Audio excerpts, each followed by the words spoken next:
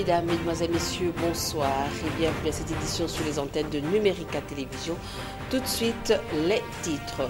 Après les ordonnances présidentielles portant nomination des mandataires publics dans les régies financières et certaines entreprises publiques, place à présent aux cérémonies de remise et reprise. Ce lundi, à l'Office congolais de contrôle, le nouveau directeur général Patrick Rissassi Tabou a pris officiellement ses fonctions. Les détails dans ce journal. Processus électoral, le gouvernement britannique se dit préoccupé par la non-tenue des élections en République démocratique du Congo. Déclaration faite hier dimanche à Goma par le ministre britannique pour l'Afrique.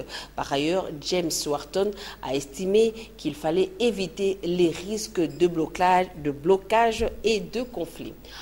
En visite en République démocratique du Congo depuis hier dimanche, l'envoyé spécial de l'Union africaine pour les femmes, la paix et la sécurité, Benita Diop, a appelé ce lundi les Congolais à un dialogue permanent, gage d'une paix durable. L'émissaire de la présidente de la Commission de l'Union africaine va durant une semaine discuter avec les femmes et les jeunes de Kinshasa et les jeunes de quelques villes du pays. Elle a également insisté sur l'implication de la femme dans la gestion dans cette période de transition politique en République démocratique du Congo. Je le disais dans les titres, cérémonie de remise et reprise ce lundi à l'Office congolais de contrôle. Le directeur général sortant, Bernadette Mouongo, a passé le pouvoir à Patrick Rissassi, nommé depuis le 11 novembre par ordonnance présidentielle.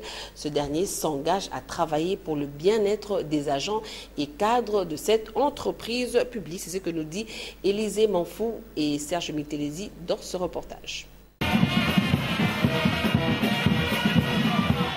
La cérémonie des remises et reprises était émouvante à l'Office congolais de contrôle.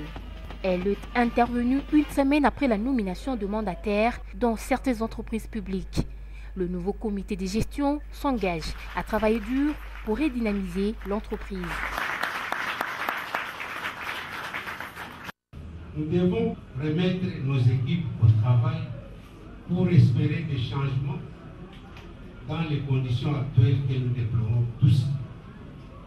Il faut pour cela capitaliser les temps et nous passons sur les lieux du travail, car la gestion du temps est un facteur important dans la productivité d'une entreprise. On va essayer de voir là où les autres ont laissé pour que nous on commence à nouveau et à améliorer selon la situation qui nous serait représentée.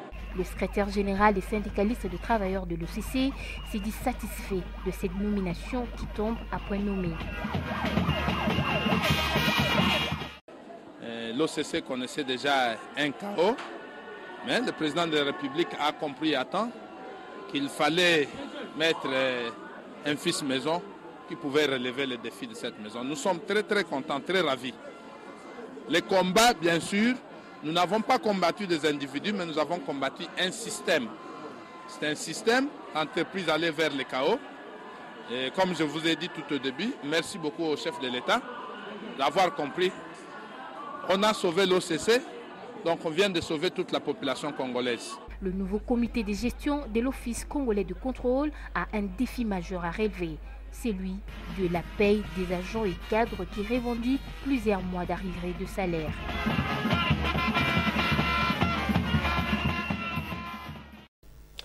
Une santé de qualité pour les habitants de la ville de Kinshasa, c'est la mission de l'exécutif provincial. Pour atteindre son objectif, il a été procédé aujourd'hui à la remise des matériels informatiques pour les zones de santé de la capitale de la République démocratique du Congo. Ce matériel va permettre aux zones de santé de mieux gérer les données sanitaires en matière de lutte contre le sida. La suite en images. Afin d'atteindre l'objectif 90-90-90 de l'ONU-SIDA, l'exécutif provincial s'est fait sien ce défi qui veut dire tout simplement que d'ici 2030, que 90% de la population connaissent leur statut sérologique, 90% de personnes malades soient sous ARV et 90% de personnes atteignent la suppression de la charge virale due au VIH. Comme vous le savez, le PMLS s'est positionné depuis plusieurs années maintenant dans la modernisation de son système d'information sanitaire. Et cela pour mieux gérer les nombreuses données générées dans le cadre de la lutte très ardue et même très accélérée depuis un certain temps contre le VIH et contre le sida.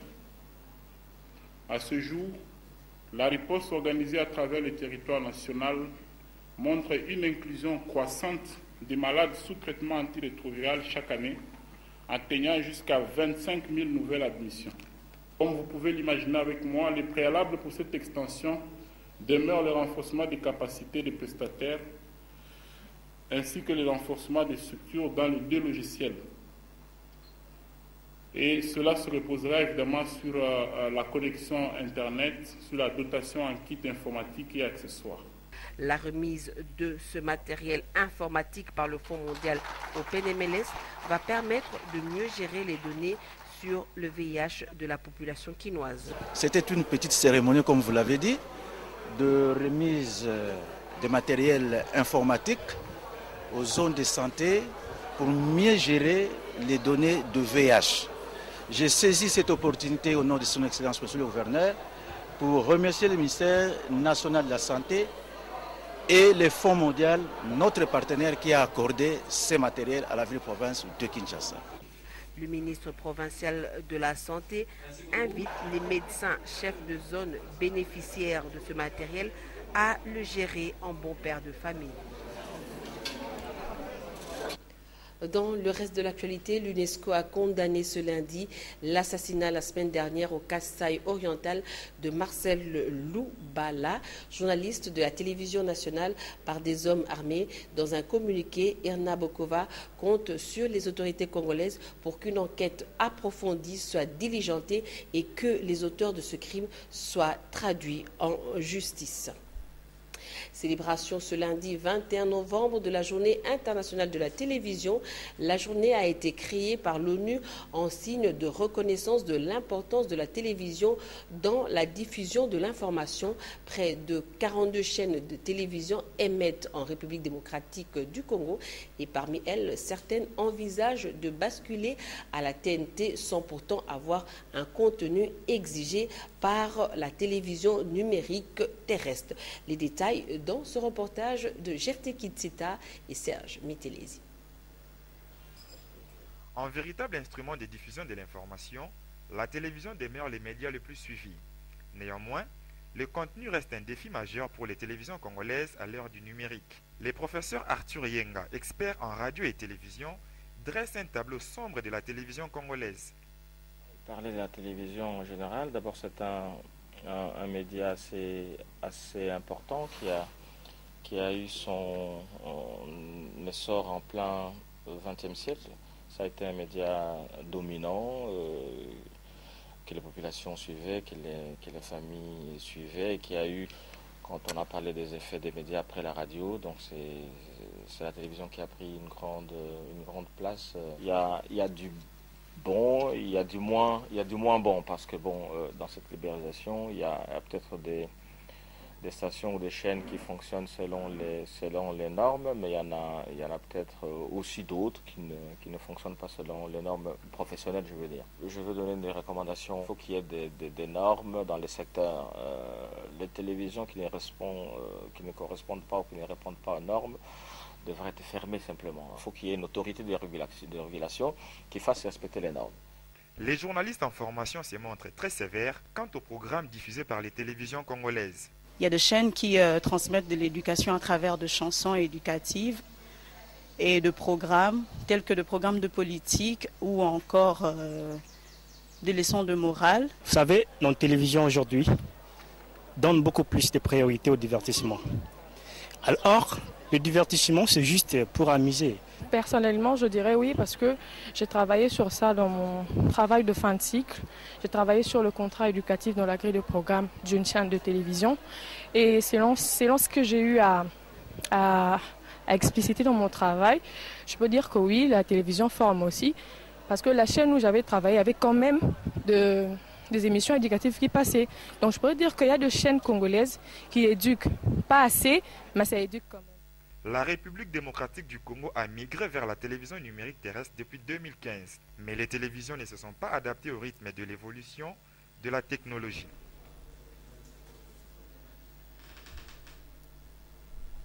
Les 4 langues nationales de la République démocratique du Congo sont-elles jetées aux oubliettes dans les écoles de la capitale? C'est la question que nous nous sommes aujourd'hui posée au regard des programmes des cours. À Kinshasa, seul le français est enseigné au niveau du primaire au détriment des langues maternelles qui sont pourtant une identité linguistique à ne pas négliger. Reportage Yannick Mbouyamba et Sony Moulopoué. Une langue parlée à l'enfant à la maison, même avant qu'il apprenne à parler, est la langue maternelle. Si dans les foyers le lingala, une de langues nationales, est très utilisée, dans les écoles c'est plutôt le français qui reste en avant-plan. Tout enfant né à Kinshasa s'exprime correctement en lingala. C'est important d'intégrer les langues nationales dans les programmes pour valoriser nos cultures. Nous invitons les parents résidant à Kinshasa d'initier leurs enfants à l'usage de lingala pour une meilleure intégration sociale.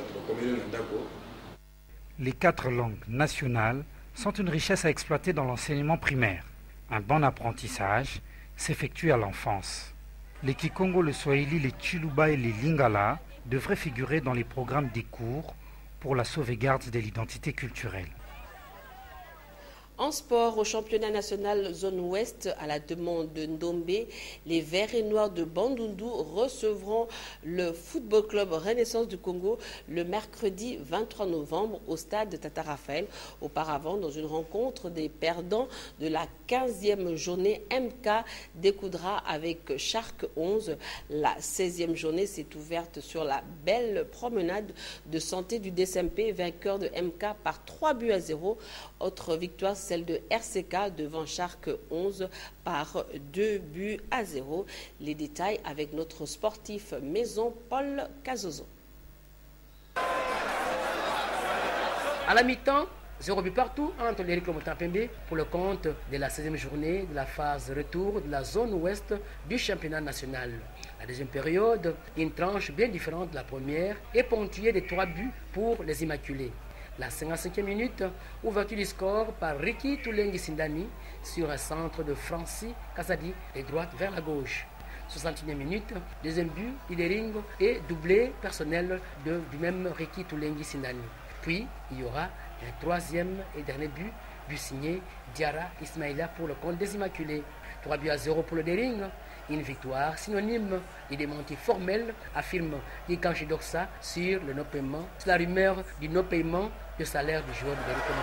Vraiment, rumeur on est allé faux parce que réponse yango topesi lelo ba ones balobaki ezaki pona ba désorganiser équipe na biso mais réponse na biso eza lelo na victoire topesi na équipe na biso vraiment on est à faux débat. Merci beaucoup. Pour MK, le début de cette phase retour est à l'image du début de la phase aller. MK aligne défaite sur défaite. Ici, au dire d'Itachi Moussemvoula, la raison se cache derrière l'infirmerie bien fournie de l'équipe de MK. Et l'équipe de MK a commencé la phase retour comme elle avait commencé la phase aller. Oui, textuellement, par rapport aux joueurs qui nous manquaient, on ne pouvait que perdre le match. L'équipe était vraiment diminuée. 6 de nos titulaires n'étaient pas sur le terrain, c'est pourquoi on a perdu. Il y a aussi les enfants qui n'ont pas très bien suivi les consignes et on a perdu le match. Au premier match de ce dimanche, de la sécurité de Kinshasa pour le dessus sur Shark 11 par 2-0. Le RCK était déjà vainqueur à l'aller par 2-1. À ce stade, le Renaissance leader 22 points est rejoint par le Derico Motampembe à sa 11e sortie. Le club 3e 21 points pour 10 matchs joués. Juste après, de la sécurité de Kinshasa 20 points pour 11 matchs livrés.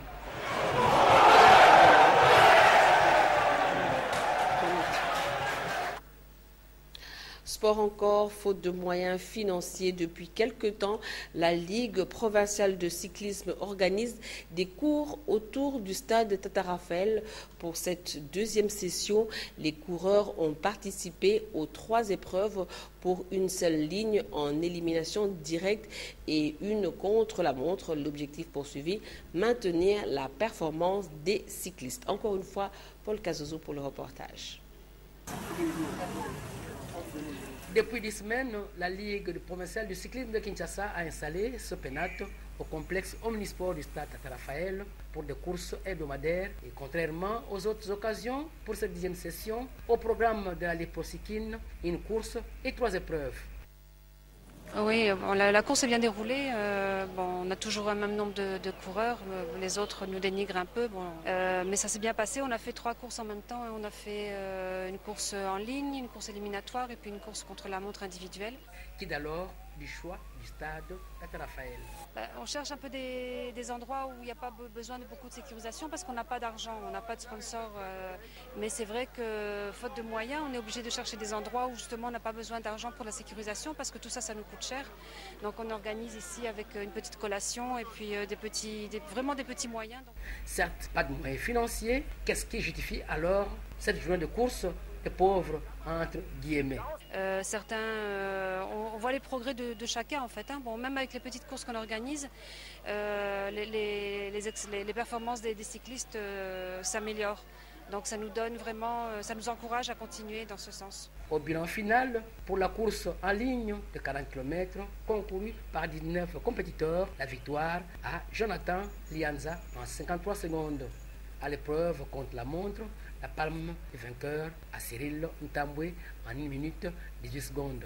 Voilà l'essentiel de cette course du dimanche fin novembre 2016.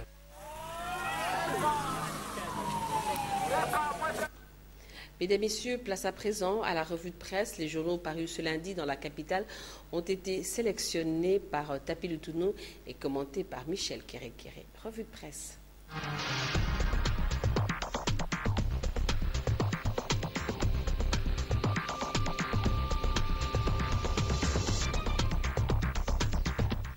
Formation du gouvernement.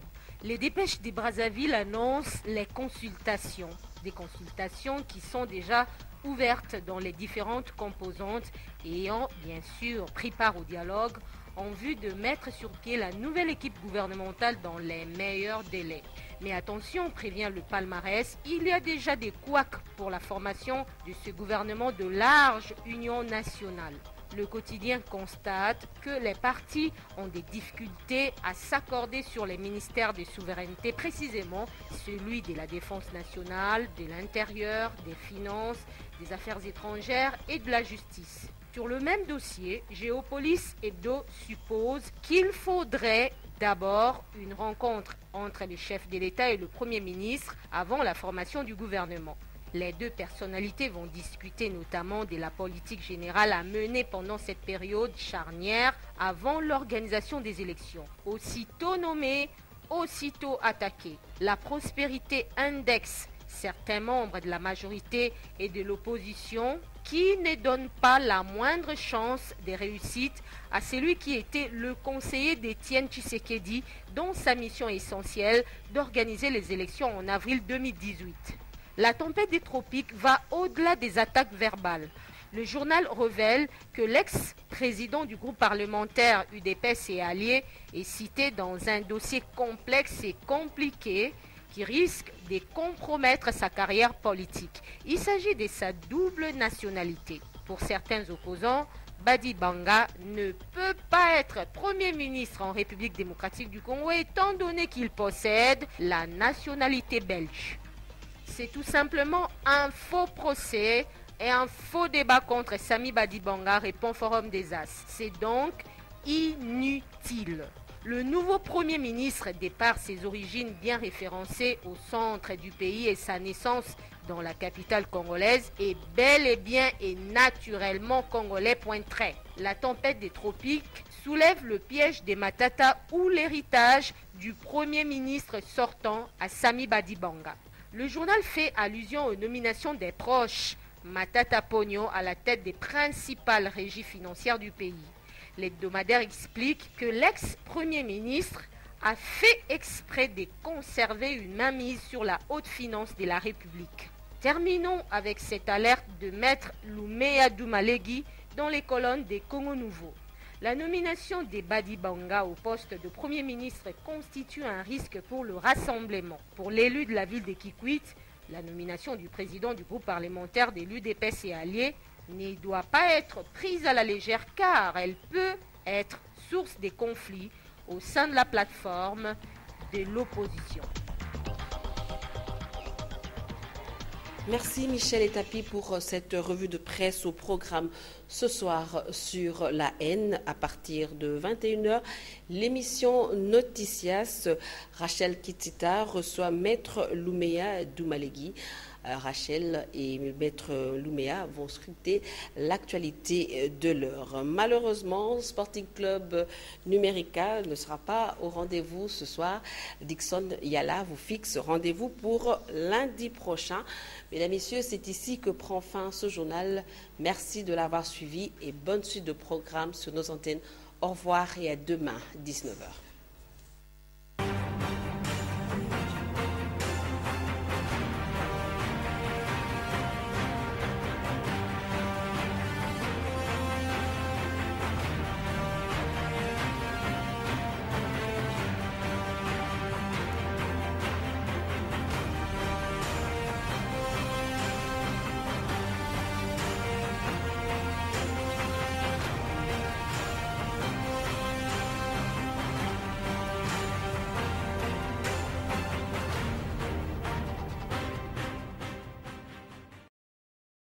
Il a plu au Seigneur de rappeler à lui l'âme de sa fidèle servante aimée Sumbu Milov.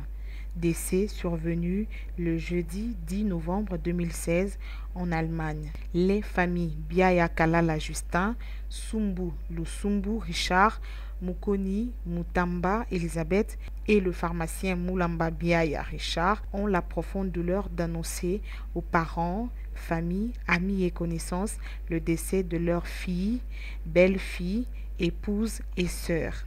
Le programme des obsèques se présente de la manière suivante. Mardi 22 novembre à 18h, arrivée du corps de l'illustre disparu par un vol régulier d'Air France. Mardi 22 novembre, 20h, départ de l'aéroport vers la morgue de l'hôpital cinquantenaire où le corps sera gardé. Jeudi 24 novembre, levée du corps de la morgue vers l'espace Casbah où le corps de l'illustre disparu sera exposé. Vendredi 25 novembre, oraison funèbre, à partir de 10h, levée du corps à 13h, l'enterrement est prévu au nécropole de Kinshasa entre terre et ciel dans la commune de Lantsele. Les familles éplorées demandent à tous ceux qui ont connu Aimé Sumbu Milov de garder une pensée pieuse en sa mémoire. Il a plu au Seigneur de rappeler à lui l'âme de sa fidèle servante aimée Sumbu Milov. Décès survenu le jeudi 10 novembre 2016 en Allemagne. Les familles Biaya Kalala Justin, Sumbu Lusumbu Richard, Mukoni Mutamba Elisabeth et le pharmacien Mulamba Biaya Richard ont la profonde douleur d'annoncer aux parents, familles, amis et connaissances le décès de leur fille, belle-fille, épouse et sœur.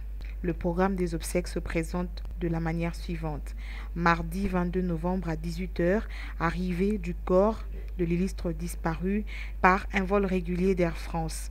Mardi 22 novembre, 20h, départ de l'aéroport vers la morgue de l'hôpital cinquantenaire où le corps sera gardé.